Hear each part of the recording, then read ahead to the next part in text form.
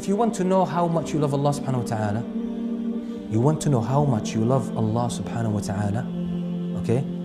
Take this example. And that's a friend of mine as well who studied in Germany for about 8 years.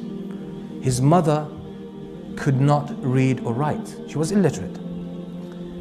At that time, there was no internet, there were no mobile phones. The only way of communication was sending letters. He would send a letter every month, one letter every month. His mother could not read or write. When she got the first letter, she went to her neighbor, her friend. She asked her to read the letter for her. She read the letter and she was in tears. That's her son. And this specific son had a special place in her heart, subhanAllah. Second month, she did the same thing. Third month, she went and that lady wasn't in the country, was out of town. So that day she didn't have anyone to read for her. Her other sons were in school. So she was frustrated for most of the day until one of her sons came back from school. She said, read that for me, please. But she was drained at that time, emotionally. When she had this experience, she said, I'll make sure this never happens again. What did she do? She taught herself how to read and write. She literally learned how to read and write just to read the letters coming from her son. So she could read and write.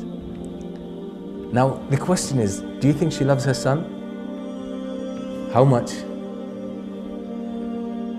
She loves her sons, as you say here, she loves her son to bits. Yeah. Now my question, this woman used to, after she could read, and even before she could read, she always had these letters in front of her. She would hug the letters, look at them, and after she learned reading, she would read them every day. Now my question, this woman loves her son so much, this is why she would read his letters every day. My question is, how often do you read the letters of Allah subhanahu wa ta'ala? How often do you read the book of Allah? When last did you read the Quran? How often do you do it? Do you feel the attachment as you read the Quran? That's the question. Now you putting your feelings to the test.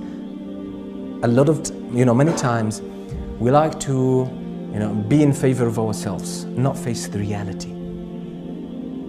But with a lot of analogy, we'll be shocked at what we do.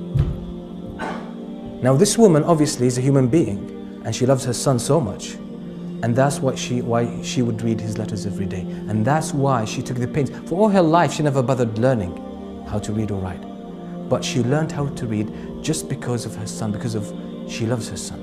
Now how much do you love Allah subhanahu wa ta'ala? Don't tell me, but keep the answer to yourself based on how often you read the Quran. That's it, simple.